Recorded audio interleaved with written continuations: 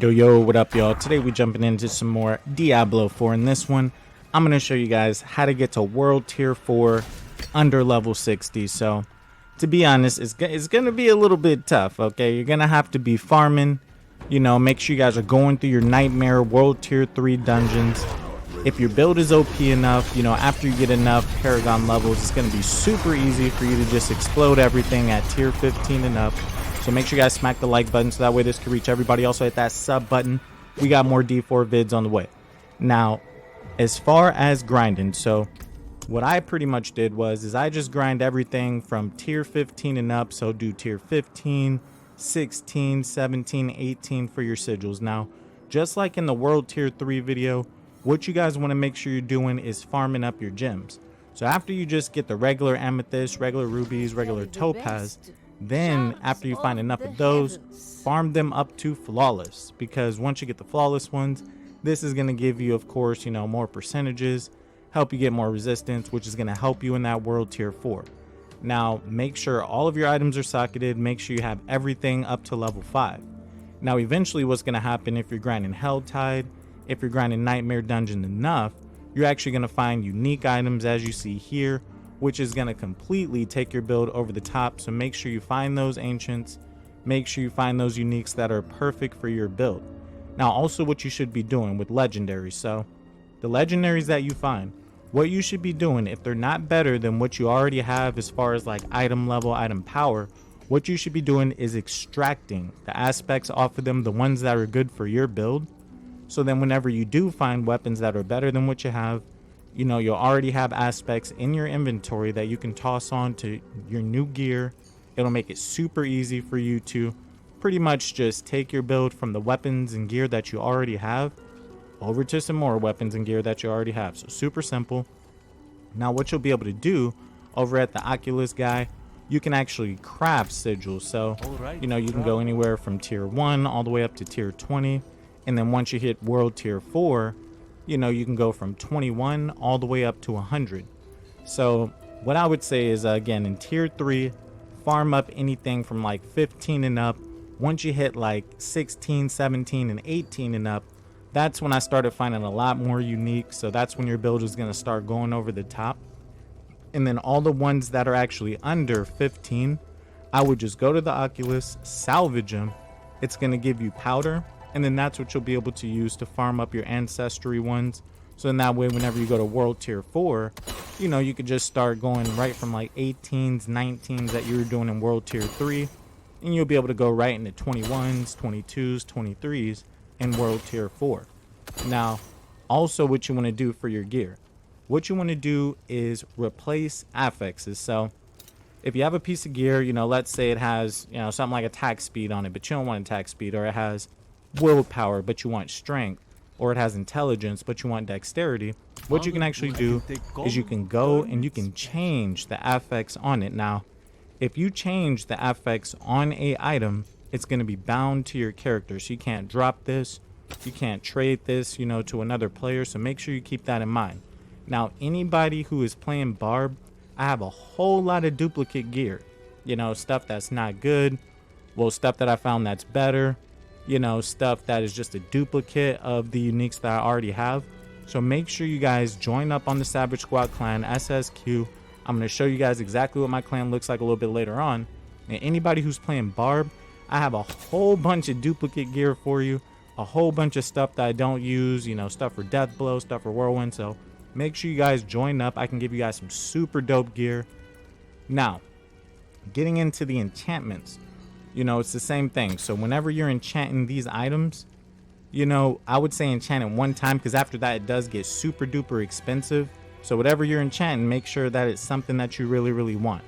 Now, another thing that I would highly recommend that you do when you're doing these dungeons, craft elixirs. So as you start getting further and further, you'll get better elixirs. So as you can see here, armor by 400, cold resist 25, fire resist, lightning resist. You can get poison, cold, it's some super good elixirs in there. And also craft incense, and these incense, they work for you and nearby players. Okay, so if you're playing with a party, you guys can kind of pick which incenses you want, One guy might go with the strength. One guy might go lightning, cold, poison. The other guy might go fire. And as long as you guys are standing near each other, all of you guys are going to get the buff. So this is a super easy way to farm dungeons.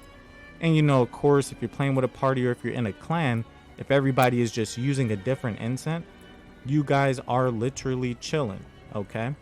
Now, what I will also recommend that you do, if you want to find unique items, better items quicker, whenever these helltide rifts come up, go and kill this guy, the helltide boss. Now, he is going to be level 72. He is super annoying to fight, and he is going to pretty much destroy you. But if there's enough of you guys, you know, you have incense craft, you have your elixir on, you guys can kill him, okay? You can kill him. But what I would just highly recommend, anytime you go here, you know, try to chase this guy down. To be honest, I would fight him one-on-one. It takes maybe like 25 to 30 minutes to kill him by yourself. But if there's multiple people there, trust me, it doesn't take that long. Now, in World Tier 3, pretty much your legendaries are going to go up to sacreds. Another really easy way to get sacreds is with all your little murmur orbs that you get, go over here to the vendor and you can actually trade the vendor for sacreds. Now the ones that you see with the little border around them, those are the sacred rolls, and these are going to change every so often. I think it might be like 30 minutes or an hour. Down in the comments, let me know if you guys know when these change. I never really know. I kind of just pull up, talk to them. Yeah, no, never really know when they change, but go talk to him. You can get free sacreds from the murmur orbs that you get from helltide rifts. And then also what I would suggest that you do is you go and you do the whispering tree dungeons, because what this will do, after you do 2 dungeons and get 10 favors, you can actually go to this tree.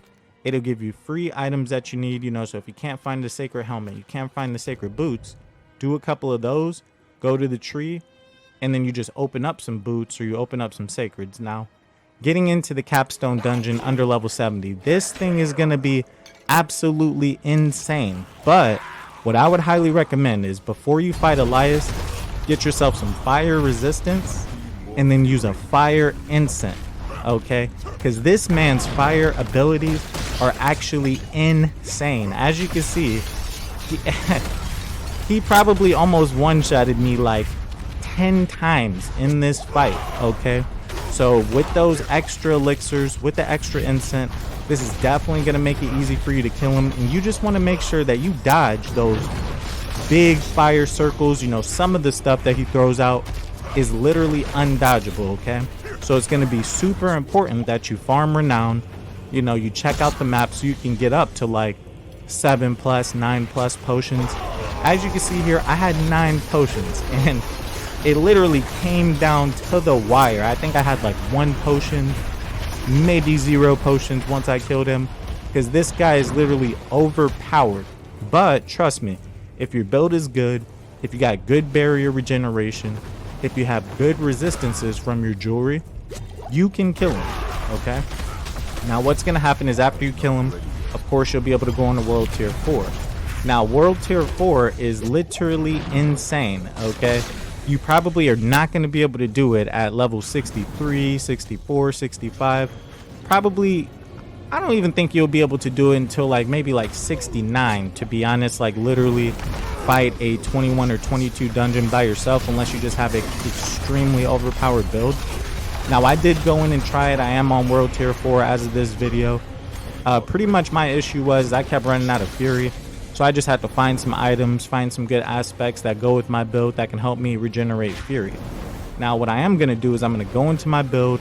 I'm going to show you guys the Paragon tree that I went with. The biggest thing about the fury on Barb, there's going to be a couple different things that you can do in order to regenerate fury faster. Number 1, of course, you can have, you know, fury gain on shouts. You can have fury regeneration every time you hit something. And then also 2, into the Paragon tree, if you're using the fury regenerate glyph, this is going to make it super easy for you to keep your fury up. Now another thing too I want to throw in with those pennant greaves, as you can see, like when I run around you see the freeze coming behind, those boots are so good, okay? You could just run around in circles, it'll periodically freeze enemies, and then you do extra damage to chilled enemies. It kept me alive so many times. So you guys farming those uniques in Nightmare, 15 plus dungeons is going to be super duper important. And then this one as well, core skill hits, 5 or more enemies, 35% of the resources refunded. So pretty much it just allows me to whirlwind over and over and over again, pretty much forever. Also too, what I would suggest, make sure you get barrier. Barrier is so important. And then especially if you find the aspect that you do 20%, 25% more damage when you have a barrier up. And then there's another aspect that you can get every time you hit an elite, it spawns a barrier. This is going to be how you stay alive, okay? Especially on Barbarian, especially on Druid, any close range build that you're doing, I think that's going to be one of the easiest ways for you to stay alive. Now, going down the skill tree, I would suggest going with anything that regenerates Fury, and then I would pretty much try to go with anything that's going to give you extra resistance. Now, another really big thing that you want to go with too is Fortify. Fortify is so important. Extra armor is so important, because pretty much when it comes down to it, as long as you can stay alive, regenerate Fury, or even regenerate your primary resource based on who you're playing, this is going to make it super easy for you to stay alive in World Tier 4 and, continue to grind past that 18, 19 level. Now, another big thing too is, before you jump into World Tier 4, even if you unlock it, I would say just farm up the Paragon tree, because the Paragon tree is going to give you way more willpower, way more dexterity, and way more strength and intelligence. And the reason why that's important is because as you unlock more of these spots, you'll eventually be able to unlock multiple glyphs. And once you get up to 2 glyphs, your build is literally insane. Down in the comments, let me know what you guys are doing, which way you guys went on the skill tree, how you're doing the expertise on Barbarian. I honestly think Barbarian has got to be one of the strongest builds in the game, especially with the Whirlwind, Call of the Ancients. Now, of course, there's been people already hitting 100, already hitting 95, and the Druid is absolutely insane on the Werebear. I've seen some insane Werebear builds. Again, down in the comments, let me know what build you guys are doing. Let me know kind of which ones you guys went with the skill tree, with the Paragon. I went with this one, and then I went with the Overpower Paragon, the second page. And if you haven't already been using Overpower, I would highly suggest, if you want to do a whole lot of damage, explode enemies super quick, go with Overpower. This is definitely the way to go. Or if not Overpower, I would go with doing critical damage to vulnerable enemies. That's how you'll explode bosses and easily get through the game as well. So again, make sure you guys smack the like button if this video helped you guys out. Also too, make sure you guys hit that sub button. I'm be coming out with some max rank builds. We're going to be going through some more characters, and we're going to be going through some more glyphs, skill tree setups that you guys can do. And also, if you guys aren't already in the clan, join up on Savage Squad SSQ. Again, any barbs that are out there that want free duplicate gear that I haven't put any affixes on it so I could drop it for you.